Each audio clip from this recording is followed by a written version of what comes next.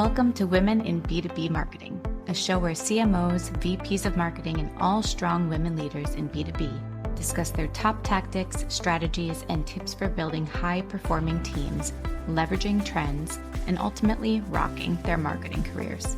Made by and for women, insightful for all. I'm your host and 15-year B2B marketer, Jane Serra. Let's dive in. Thank you, everybody, for joining us today on Women in B2B Marketing. Today, we have with us Sarah Sehgal, like Steven, only better, who is the Director of Demand Gen at FullStory. Thank you for joining us, Sarah. Yes, thanks, Jane. I'm super excited for us to connect and finally be able to connect after so long. I know. We met, Sarah's another person on the show. I think you're number 2, maybe number 3, from a little squad that we got together from Women in Revenue, a community we're in. Definitely check it out, everybody. It's a great group of women, as you probably see from the guests we've brought on from there. But it's so good to see you again and love to see you succeeding and speaking out there and growing in your career. So it's amazing to see. But we'd love to share your journey with the listeners here, and if you could tell us a little bit about your journey and how you got started in B2B marketing and demand gen. Absolutely. Well, thanks again for having me. I'm really excited. I've loved all the speakers so far, so excited to be able to be on. But yeah, just to kind of take it back, I actually started out in sales. So back in college, I worked through college and found an ad one time for sales, and the money looked good in the ad. And I was like, yeah, I can do this. And had never sold before, but found out got the job, and we were selling digital marketing as well as, believe it or not, phone book ads. Wow. So I have a lot of empathy for sales because I've done full funnel sales before. And yeah, that's where I kind of started out a company called First Media and did a lot of digital marketing, really focused on the digital marketing side, but did complement it with like local advertising. Yeah. And did that for about 4 years or so. And during that time, realized I really loved the digital marketing, like what I was selling, but wanted to do more of that, not necessarily the sales grind of it. And then moved over in B2B tech when moving here to Phoenix, Arizona, and worked for a company called Integrate, if you're familiar with, for a while. Moved into the hospitality space with Choice Hotels, and moved back into B2B tech with a company called Axway for about 4 years. And that's where I really got my first stride, I'd say, in where I'm at now, which is more specific to demand gen, because there I started out with performance media. So handled our regional, all the advertising, moved to doing that globally, and was like, hey, there's a lot of, I don't just want to do the advertising piece of this. I want to see what happens afterwards, and started poking into marketing ops, and had an amazing team there that like let me poke in, let me get in Marketo, and was willing to train me and kind of set me loose to try stuff. And yeah, kind of did both sides of the house there, helped stand up some ABM, and then moved me into my role currently with FullStory. And here, it was interesting. So I started out in an ABM role, so it was specific to helping stand up our ABM for the commercial side of the house, and moved more into kind of, I think the stars aligned to my current role, where I'm leading up marketing operations and performance media. So all of that background, like 10 plus years of performance, ops, sales, customer success, it's kind of rolled into this dream role. Honestly, I have an absolutely amazing team of total badass female marketers. They're all amazing. And we're running the ship when it comes to all things performance media and all things marketing ops. Love it. Is your team all women right now? They are, which what? I know. I have never seen that. Yeah, that wasn't by decision or anything. It just happened to be that way. And it's interesting. Almost the majority of our marketing team is actually women. My manager is a woman. Our CMO before she left, Kirsten, she female. So yeah, but my team is 4 women, absolutely amazing. And yeah, they just literally GSD every day, all day. Yeah, and Sarah is another member of the Get Shit Done Club, everybody. Yes. So good club to be in. To do it. Uh-huh. That's so amazing to hear though that I mean, to be around so many women marketers every day. I mean, we know all about that. So it must be just Exactly. so inspiring for everyone on the team to see that and have a CMO too, like on all ends, you're just thriving. Very cool. Yeah. And I'll share, it's actually one of the reasons that I came to FullStory. And I think that goes for a lot of Mhm. us, right? Like females in the B2B space in tech, where knowing that there are other women that you like are aspiring to be in those roles, have like some of the same values, or doing the same type of work, that Yeah. has proven for me just in my like 2 years here, that helps accelerate your career because you have leaders who understand what you're doing, understand, have been through some of the same struggles and can help take out blockers and obstacles in the path that a male counterpart may not be like may not Yeah. be familiar Yeah. with, may not understand. So it's tangibly proven to impact my career because there's been a lot of growth for myself and my team just in like the last 2 years. Wow. So cool to see and hear. That's amazing. And Yeah, speaking of your team too, you were telling me you have an interesting setup, which you just touched on with the marketing ops and other. But if you could go into that, your team structure and how that works for you and what you're seeing out of it, that'd be great.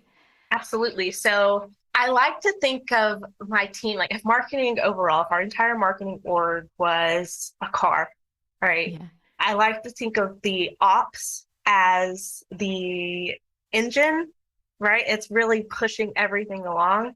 And performance media often, and anything with performance related, is often the fuel, right? It's the Hmm.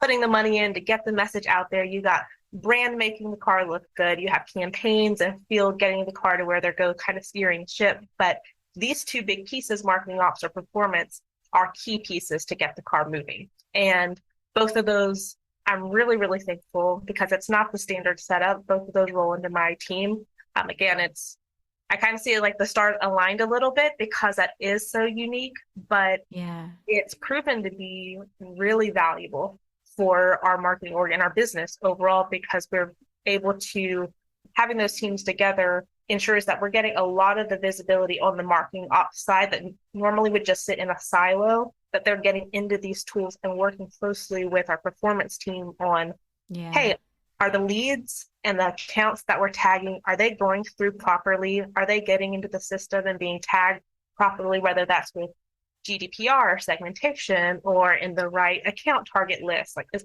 all of that information flowing through properly? And vice versa, the performance teams who normally they're just focused on, hey, like we want like our standard performance metrics to look good, right? Like, are we spending properly? Are we Hmm. our conversion rates correct? But my performance team is in Salesforce and in data more than probably most are, and I'm extremely proud of that, and it's exciting to see that that's come from how closely they're working with marketing ops and being able to Hmm. get into that data and see like, yep, I'm not just looking at did someone fill out a form. I'm looking to see did all those UTMs pass over correctly? Are they in the right Salesforce? Wow.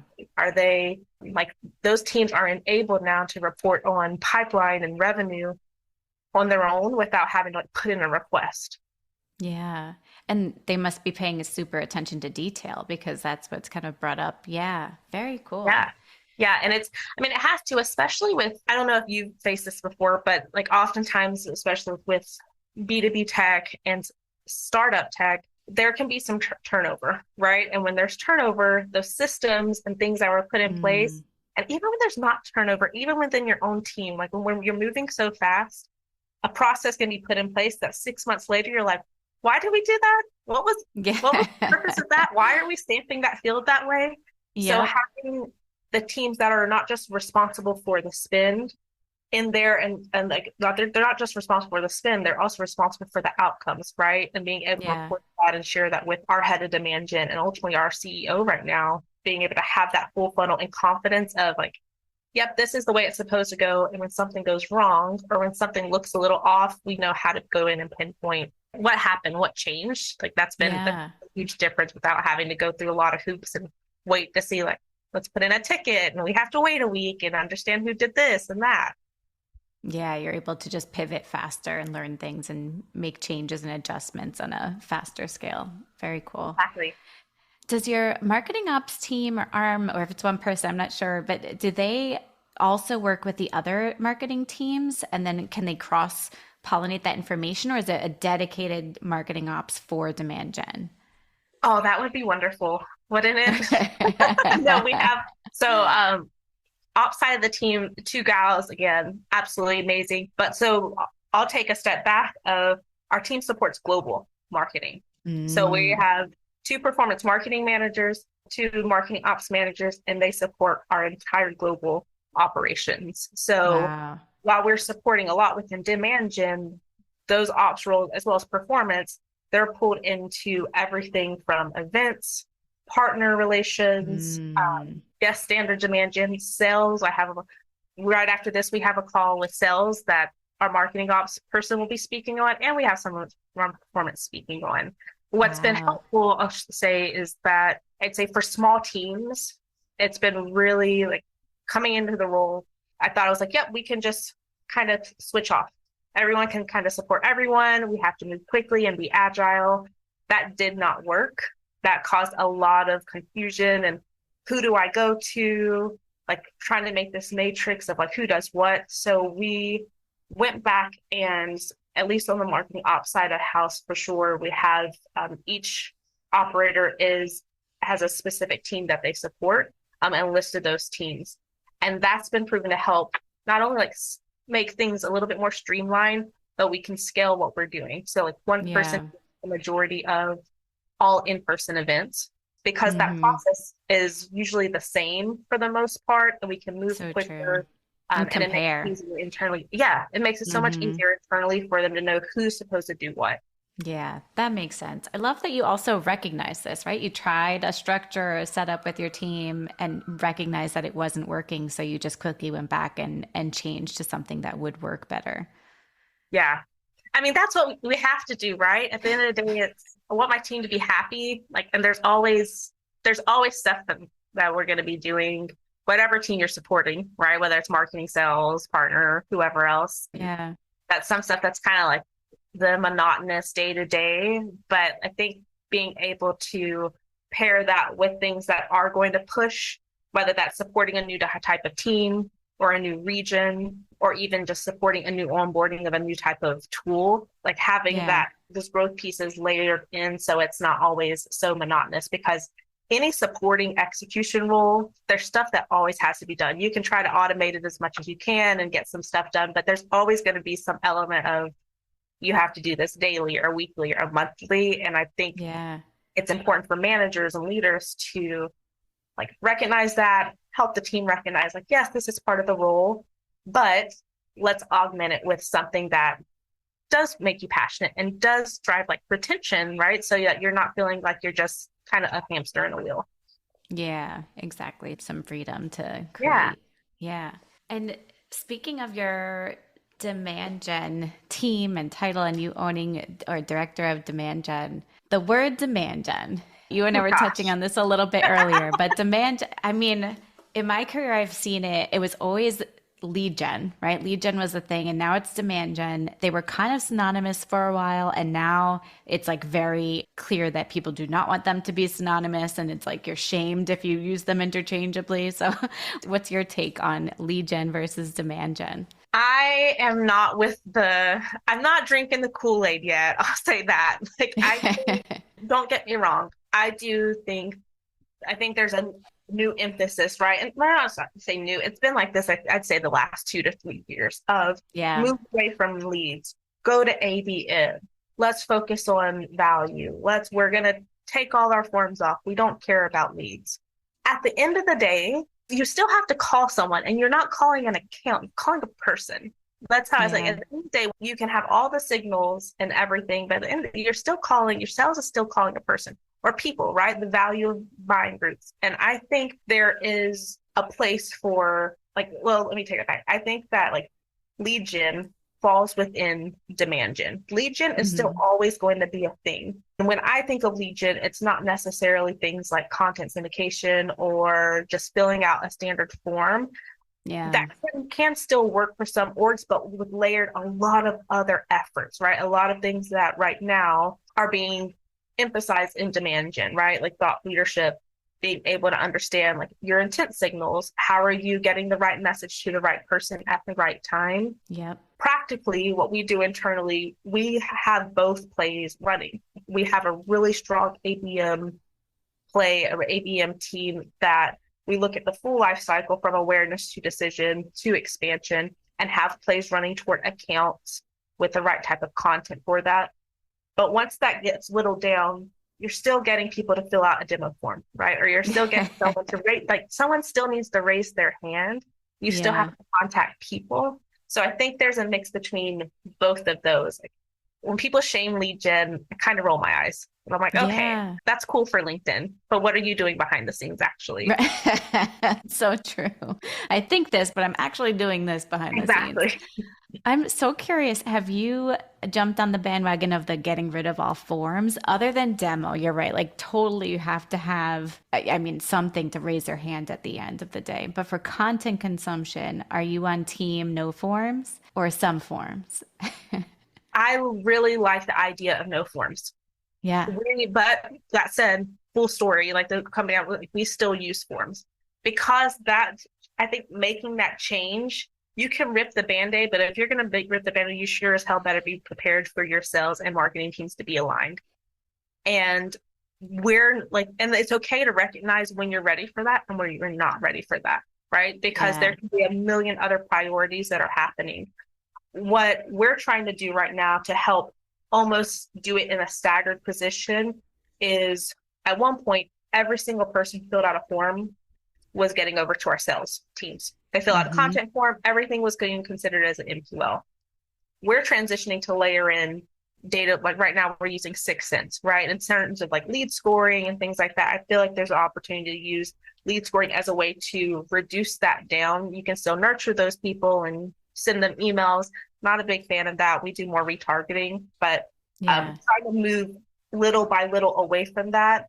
The thing is depending on your org size and the way your sales team have always been set up, that can be a problem. Like if you just completely say, all right, we're no longer going to send you leads other than demo forms when they were getting this funnel of leads before that they were dependent on, and you take that away, right? So total change. Yeah. So like that sales enablement, that sales process shift, the emphasis to say, okay, now sales, we're going to train you on using a tool like 6 Sense, or train you on a different outbound motion. There's a lot that goes into that. That's not just marketing at the head of that. There had sales enablement, sales leadership. So I think oftentimes those kind of decisions can be seen on the surface as a marketing decision, but it takes the whole tribe to get on board to make that not be a total bust. Yeah, that's interesting. So have you ungated a ton of content, but still keeping some right now and kind of gradually taking it away to make it less of a huge adjustment for everybody? Well, we still have some of our content gated, but rather than just sending that to sales, we hold back to say like, okay, is this person the right fit? Do they have intent? Are they meeting this criteria, like within our lead scoring to be ready to be outreached? If they are, then let's send them through. If not, let's continue to get content in front of them, continue to target them until they're actually ready for that. Yeah, warm them up a little bit more. Exactly. I wonder, you mentioned, and I want to dive into this more, is retargeting over email to help warm up those leads. How have you seen that working more than email, or why do you feel that way? Email's a good channel, right? Like email, it's your own audience. You can get the direct message, but I'm a performance gal at heart. Yeah. And I feel like it's always got kind of shit on, but like before, and still sometimes I'm like, oh, like you're wasting money advertising, but yeah, it does all the time, right? all the time. But you're seeing more, like I see people like Chris Walker and these other people who are talking more about, yes, like if you advertise, don't put the form on there, but the whole purpose of marketing is getting the right message in front of the right person at the right time. So if you know that, especially with tools like intent signals, like we use 6 Sense and we have like Mombora and we have qualified, so these signals, you can fuel that into your retargeting and your advertising where you're not wasting money. Like you're getting the right message. You know, these people are interested. Maybe they're not interested yet enough to talk to sales, but they're interested. So like how to continue to stay top of mind, because at some point they're either going to want to buy or they're not. And if they get way to the point that they want to buy, you've better have done everything that you could have to get in front of them, because you don't want that signal to turn to hot and they have no idea who you are when sales goes to reach out or there's time for a POC. Like it makes it Hmm. such a harder sell when they have no idea who you are or have no idea like what the value is that you bring compared to a competitor. Yeah. How do you, with all of these, maybe with these tools, they have an answer for this, but how do you prove the value of bringing in this intent data, right? You mentioned like Sixth Sense and Qualified and Bombora intent data, layering that in and warming them up, these leads, so that when they reach out, they're more informed. How do you prove that and show the value of that to the sales team, or, I mean, in general, to even to your team? It's a lot of it's based off of conversion rates. So Mm, we're able to see, hey, of these, and it's a couple of different layers, right? The first one is we can identify accounts, right? You can identify account to say, what stage is it in? Is it in a late stage? And we've worked for over a year. Like we've implemented, for example, like with Six Sense, we've implemented that a little, like almost a year and a half ago. And still to this day, but really the first 6 months, heavy focus in sales of being able to say, let's work these accounts. Let's focus on these accounts that are in this late stage decision and purchase to go after first, and being able to prove back with the data of these accounts that were in this stage had at one point, it was like a 7 point something times more likely to close and turn into a customer. So it's like if you have mm, 10,000 accounts in your book of business, but only 4,000 or 2,000 are in this stage, why don't you just focus on that amount? Right. So that's hmm. the first stage of like, yes, this is where sales should focus their time. Where it plays into with performance, or even like with general ABM on the marketing side of ABM, ABX, like the marketing side of it is being able to show like, all right, we're going to target these accounts, and now we can layer in, not only are they a member of this account, but then they engage with our content, right? They are visiting our site. They are clicking on our ads and visiting to see, like, to consume our content.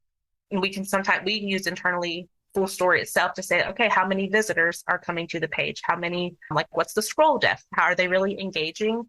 And that's the second layer to say, not only can we see the value of time being spent and the conversion at the top level for sales, but for marketing, the investment we're making these campaigns, they're also engaging with this. So it's like we're really targeting the right audience, and it's converting to eventually to like qualified pipe and closed one. Yeah. So you can kind of see the difference. So the conversion rate is going up as soon as you layer in this information, and you can tell like the Exactly. groups that you're focused on versus those that are at lower priority.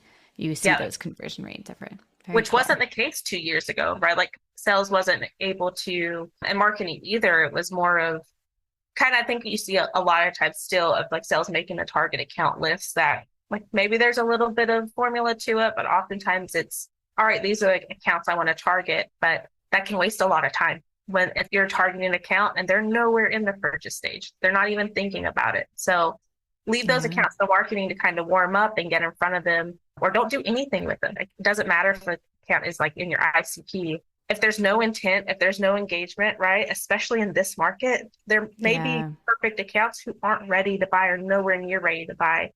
When you have to think about finite resources, probably not best to go that route. Like focus on Yeah. is showing a little bit of engagement and interest in yourselves, your competitors, to make the most of your time. So true. I mean, intent data is almost necessary when you have ABM strategy going on. Oh, yeah.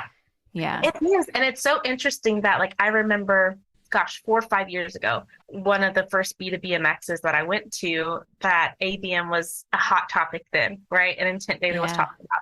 And this past year, ABM all over the place again. Right. Intent that Uh-huh. it's a hot topic for a good reason, but there's still so much to learn and so much for people to Yes. learn on how to use, like, what does it really mean and how do you tactically use it? How do you tactically, like you say, intent data, but what are you doing from an email perspective, from an ad perspective, from your page perspective? Like, how do you actually using it? And I think that's the reason why it's still proved to be a hot topic for all these years, because people are still trying to understand how do you really do it. Yeah. And probably you start out with one, right? And then you get it in each of these channels and you have to infiltrate all of them. Yeah. So interesting. And speaking of ABM being the hot topic, I think I talked through this with Karina Owens, but ABM, very similar to lead gen versus demand gen, right? ABM versus ABX now is the new term. Yes. Any thoughts on that? Any hot takes? I think from just a terminology standpoint, I don't know if I think it'll take a long time for ABX to really land because it's going to take forever. But ABM should have been called ABX from the beginning. That's my Yeah. take on it because that's the Yeah. only, it isn't marketing. Maybe marketing can initially kick it off. A lot of the tooling falls into the marketing side of the house, but the actual like ABM as a GTM strategy, you can't do it just marketing alone ever. It's Yeah. always sales involved. It's always sales and like sales enablement has been a huge partner with everything we've done from an ABM perspective. RevOps, huge partner with everything we've done for ABM. So it's not, I think marketing was just kind of like it made it's our marketing peeps. We love acronyms, right? Like we always grab Yeah. that. So I think that's where the acronym of marketing came into it. But it really is like ABX is what ABM is. More inclusive of all of the actual levers that are involved in it. Yeah, that makes Absolutely. sense. I don't know. I feel like it kind of does a disservice with ABM. Like it's common terminology in our space now, but Yeah. it is a bit of a disservice because sales should be so involved and there should be a level of accountability on the sales side that marketing isn't leading on its own. Yeah. We've been great internally where we have great sales partners who are on board and push that, but I know that's not the case everywhere. Oftentimes it can be seen as marketing trying to push this to sales. So I think True. the idea of ABX can be infiltrated in orgs or even just traditional ABM vendors and influencers get in front of sales, the better, because it requires sales to be fully bought in for it to work properly. Yeah. Agreed. Within ABM or ABX, but the marketing side, so maybe actually ABM, what are you seeing working? Like what channels are working best or where are you scaling back on? And curious if it's different from for the ABM campaigns that you're running versus non-ABM campaigns, if there's anything that's working in one area and not so much in the other.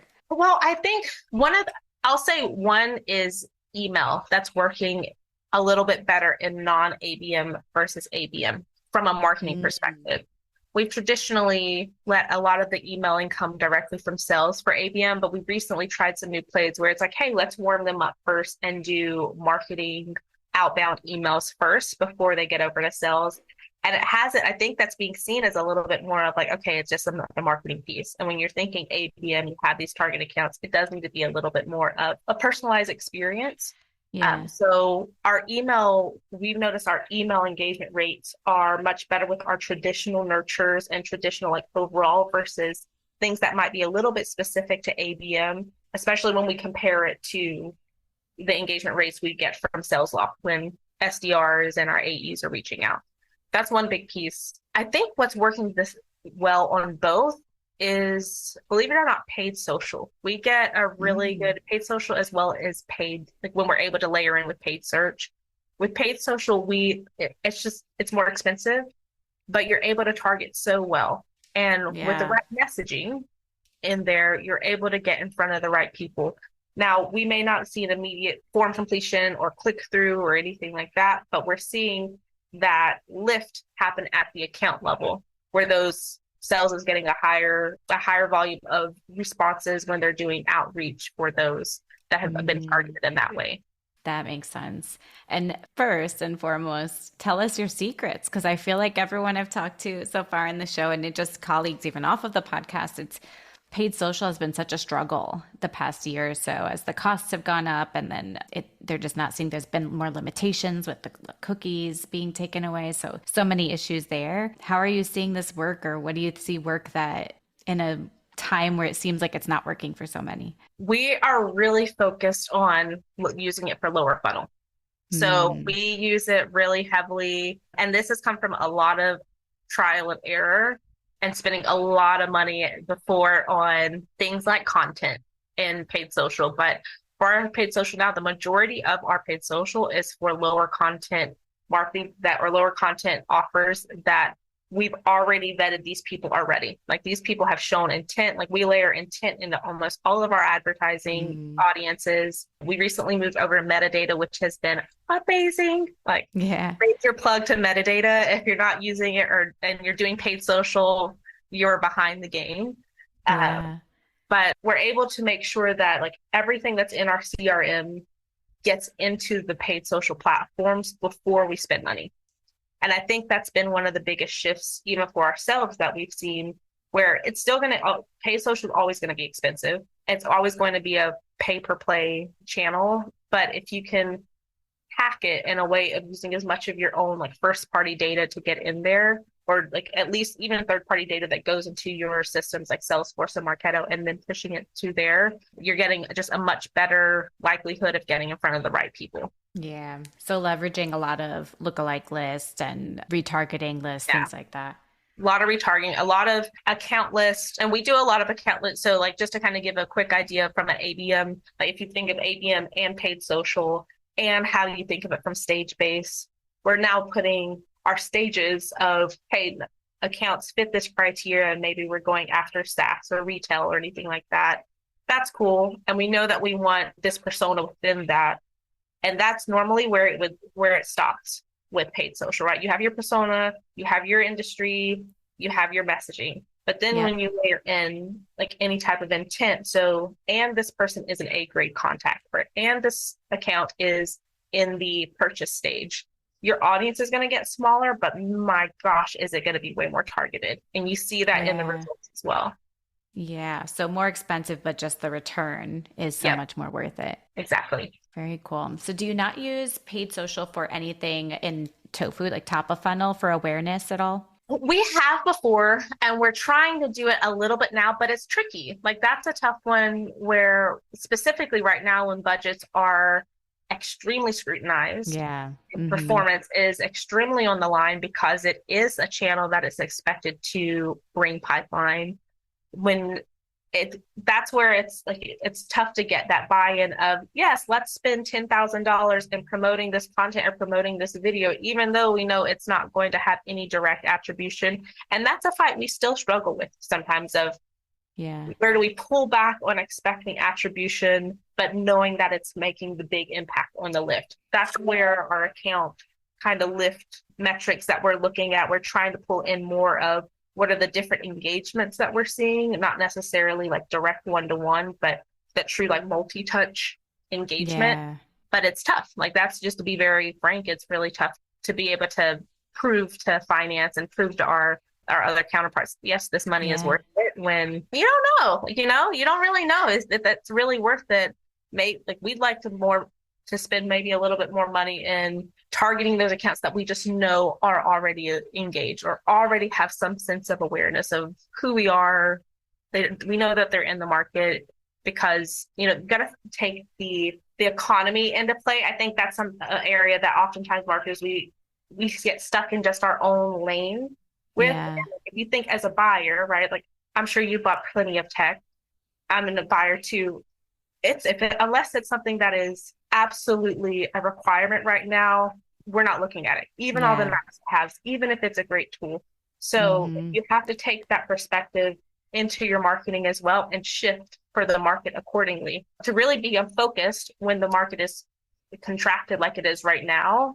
Because you could potentially spend a lot of money and a lot of effort and a lot of time with sales and marketing together going after great looking accounts, great looking personas. But if they're not ready to buy or they're not in that stage, it's going to be a waste. Yeah. Everybody, I mean, a lot of buyers are in a consolidation mindset right now, right? So it's that much harder to win them over. I'm curious, when you say paid social, are we mostly talking LinkedIn, or have you tested the waters with TikTok, or what are your thoughts on other channels? I want to test them. I've made my own TikTok before. I want to test one. Yeah, just one, because that's tough. That's tough. Yeah. From a business, we haven't checked it out as much. It's on that list of like nice to haves. I would love to do it, but not the season. Realistically, right now, like we're focusing on what's working. Let's improve it. Let's focus on it and make sure we're optimizing and improving what we already know is working, because we're not in a place to really try right now. The economy's not in a place to try new things. We're not in a place to try new things yet. It would be Yeah. nice, but and that's tough. Just being honest, that can be tough. As a marketer, you do want to try some You new want to stuff. play. Yeah, Yeah. you want to play around, but I think as a leader, and hopefully like when you're at the leaders that you're working with as well, they're able to identify when those pivots have to happen of, all right, let's really focus right now versus, all right, we had a little bit of wiggle room. Now let's experiment. Yeah, for sure. On the flip side of love hearing that paid social and LinkedIn and others are working for you right now, what have you cut and in the past couple of years that just did not work and I mean, maybe one day you'll revisit, or is there something you just are done with forever? Content syndication, I'm done. Oh yeah, Done. that's a good one. I am just done. I've tried about every vendor and it's just Ditto, ditto. and I really want it to work right. It sounds so great in theory, but Yes. even when you layer in into like all the great new ways you can do it, it's still just not Yes. performing for So us. true. They always So hook you in with a new feature and you're like, yeah, oh, this looks so I'm like, great. Let's try okay. it.